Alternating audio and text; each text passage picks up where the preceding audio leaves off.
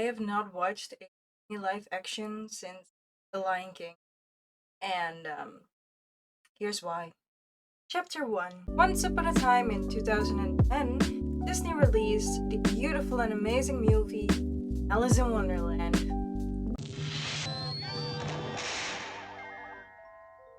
Twinkle, twinkle, little bat. No, not that one. The 2010 one. Their first ever live action remake that was done well enough. It was written in a way that it felt like its own version and story, unlike with the 101 Dalmatians, which was a bit more of a copy and paste. Though I'll still praise the movie to eternity. Alice in Wonderland can be perceived as a continuation of the one Disney released in 1951. It was received so well by the public that they made Through the Looking Glass, and honestly, all three of these movies I view as some of my favorites. It went well enough that they attempted to rewrite Sleeping Beauty. Well. They once again rewrote it amazingly enough that it felt like its own version, which it is. And it was a massive success. It brought in a lot, and I mean a lot, of money. So they saw a market in this, and soon after, they came out with their beautiful masterpiece Cinderella. Even if I couldn't see its brilliance at the time. Sorry. Now at this point, these movies still have heart and a soul in it.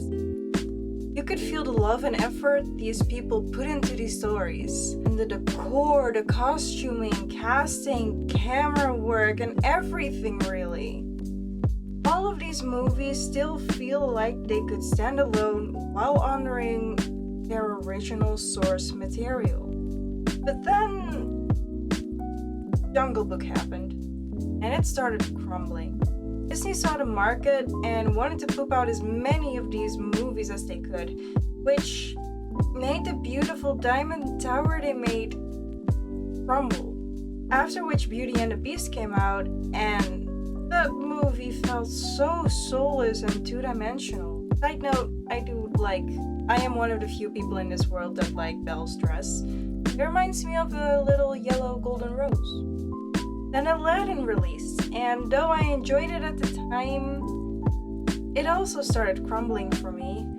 And then they released The Lion King. And I gave up. I gave up on the live actions. In my eyes, they were just copy and paste versions of the beautiful originals with this small, insignificant things added to them that don't really add much additional story anyway. Trying to make some of them woke and failing horribly at it. Like, don't throw in our faces that you're woke. Show us you actually are by actions. This is all just fabricated fakeness. Now, to be fair, woke isn't the best word to use or to express this with, but I hope you'll get what I mean with this. I'm not good with words, sorry. I am just so tired of this. So I stopped. If I want a childhood nostalgia, I'll watch the originals. Thank you very much. Side note, I know I missed a few, like Dumbo, Christopher Robin, and Lady and the Trump, and a few more. But to be honest, I didn't watch them, so I can't really judge them personally. Now, it does seem that I stopped in time because it seemed to have just gotten worse with the very, very unwanted Mulan and the disappointed I see online with the rest of them. To be fair, I did watch Cruella, since I did hear good things about that one and I enjoyed it in the moment. I don't necessarily feel like rewatching it, but this is kind of what my relationship with these live actions has become. I wait for them to have been released, see what my fellow human beings have to say about them, and then judge from there if I want to watch. I did the same with the latest Little Mermaid. I saw the trailer, thought her tail looked pretty, but I didn't feel drawn to watch it because it once again, even the trailer just felt like a copy of and paste.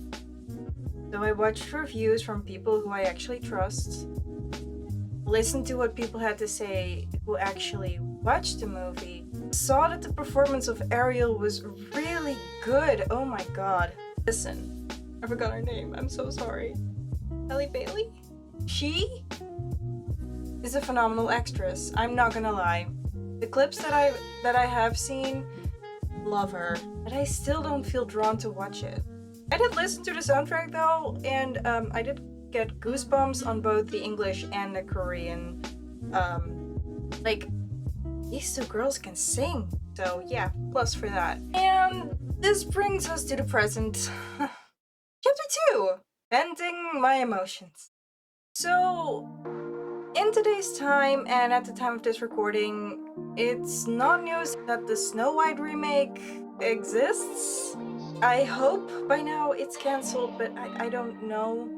I don't know. I'm still living under my rock. The actress who plays her seems to be very well known as well, and not for a good reason. Let me start by the fact she's not white. Neither am I. There's nothing wrong with not being white except for this. Now, before all the woke people come at me, let me at least try to explain why.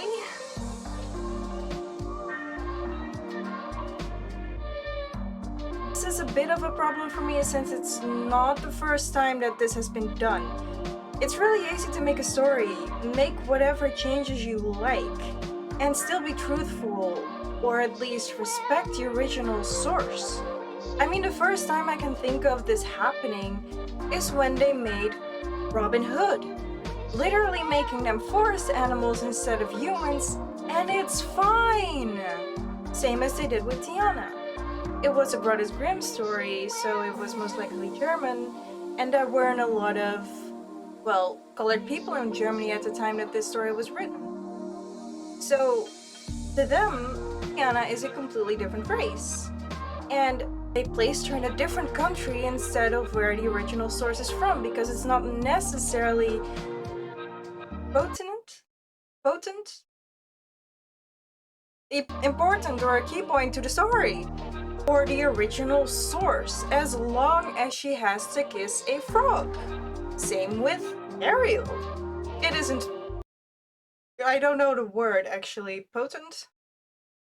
It isn't a key point of the story for her to necessarily be a redhead or white, as long as she gets her legs and starts off as a mermaid. But even then, you can reverse it.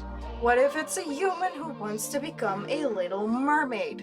And the same is true for so many of the other princesses. Cinderella, you can make her black, Indian, Korean, a cat, or for all I care, an alien on a different planet. And it wouldn't matter as long as she has a slipper and an evil family. Same with Aurora, Belle, Tinkerbell, Rapunzel, and more, as long as the key components in their story that make their story stay their story is there. I hope I explained that right. I suck at explaining things. Aurora sleeps, Belle loves a monstery being with an enchanted rose, think is a fairy, Rapunzel has long hair. However, it's not possible for other princesses to make these same kinds of changes. Sure, changes can still be made. You can make Snow not eat the apple, or make someone else eat the apple, or Mulan, saving China from a different invasion. It is, however, not really possible to change her race. Sure, you can change her hair to shorter or longer, change her dress color, or have it be in a different time period, or dimension, or universe, whatever the heck you want to call it, but Mulan, for Mulan to be truly Mulan, the most important thing would be that she is from a place that is heavily based on China, or even China itself. Changing her race, skin color, and eyes and everything would really be hard. A similar thing is true for Pocahontas. You can't really change her since she was a real person who was, in fact, a Native American. It's best to stay as true to her story as possible. Disney made that mistake before, I hope they don't really do it again. It would also be difficult for Moana. Not impossible, since you need someone to sail the sea to rescue a god, but Moana was based on an actual Polynesian mythology. So even if they base it on a different mythology but keep the story the same, it would not be Moana. And the same is true for Snow White. You can change if she bites the apple or not, you can change her status from royal to a non-royal, or even the names of the dwarfs. Or her age. Maybe she is already an old lady, but she just looks so beautiful. There is just one thing, one key component of her story that makes her story and is just important to recognizing the story, and that is her skin being white as snow and her hair being black as ebony, and preferably her lips being as red as blood. Oh, and an evil stepmother. But beyond that, anything else can pretty much change. There have been so many wonderful retellings of the story that understand these key components, and that understand that the heart of the story, no matter how many changes you make, Snow White the character has her name because her skin is as white as snow. Now I can forgive the creators for wanting to mix things up, as long as it's done well and you can clearly see that they cared. I have a more difficult time forgiving, however, when it's clear they don't give a shit. Not even the actress herself being disrespectful towards the original animated movie, even stating she doesn't like the movie or the character. And it's clear from our interviews that the creators also didn't care themselves and tried to create another two-dimensional girl boss. I just mean that it's no longer 1937, and we absolutely wrote a Snow White that is not going to be saved by the prince. She's not going to be saved by the prince, and she's not going to be dreaming about true love. She's dreaming about becoming the leader she knows she can be. So before the movie even came out, it was ruined. And I have one question. Why play a role of a character you hate while even starring in a movie you don't like and don't understand? Is it the money? The clout Disney can give you? This is a genuine question. Never revisited Snow White again. So I watched it for the first time in probably 16, 17 years when I was doing this film. I've heard of actresses and actors not liking their roles or movies. They at least understood and were respectful because they also understand there are so many people out there who love their character and movie. If this young actress had stayed respectful, like many of the other actresses before her playing a princess, I would have forgiven her. I would have forgiven this whole situation. I would have waited for the movie reviews and maybe even watched it like with Cruella. Who knows? Maybe even listen to the soundtrack, like with Ariel. But now I just wish Disney would stop and later focus back on their animated movies that are actual masterpieces, like Encanto and Elementals. Not focusing on making another uninspired story with unrelatable characters while copying and pasting. Which brings me to chapter 3. The unrelatable girl boss. The latest example of girl boss, not including Barbie because that is just one of the biggest masterpieces to come out in a long time, have been one-dimensional or sometimes even two-dimensional and bland. Nobody can really relate to any of these peeps, and honestly, when we watch a movie or watch a show, most people want to relate. If we want to watch an action movie, we can go watch any Marvel movie we want at any time. It's not difficult to write a good story with a relatable girl boss.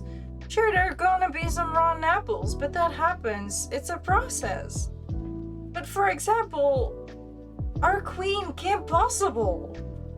She is in her element whenever she's fighting crime, but she's clumsy and awkward when she's not. She gets pimples and sick. She relies on others for help. She gets bad grades, has a bully, and kicks butt. She is relatable. Sure, we're not all fighters or good at acrobatics, but we can see ourselves in Kim because she is down to earth. She is not unreachable. We all have our element, and when we're outside of our element, we are clumsy and awkward, or at least I am. Same for our goddess Mulan, a girl boss who is down to earth, who is relatable in her element and awkward when she's not. Same with Merida, same with Rapunzel, same with Tiana, same with Aurora, same with Cinderella, and same with Snow White. And so many more. The belief nowadays seems to be that to be strong, you have to leave behind femininity. Pick up that gun. When that could actually not be further from the truth. Merida loves her bow and arrow, and horse riding, and action in her life, but she does all of this in a dress. She never disposes of her femininity, even with her hobbies being more associated with men and masculinity. She still resembles her femininity. She has never given up on that. She even learns a lot from her mother's femininity and combines the two. There are many different interpretations of what strong or strength actually is. Most people will think of masculinity, but like with Aurora, something the beautiful Elle Fanning has said, there is so much strength in Aurora's femininity. I need more of these kinds of princesses and actresses who understand and respect their character.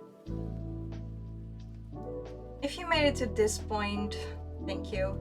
This was basically me venting my thoughts and emotions. Please tell me what your thoughts are. Thank you for watching.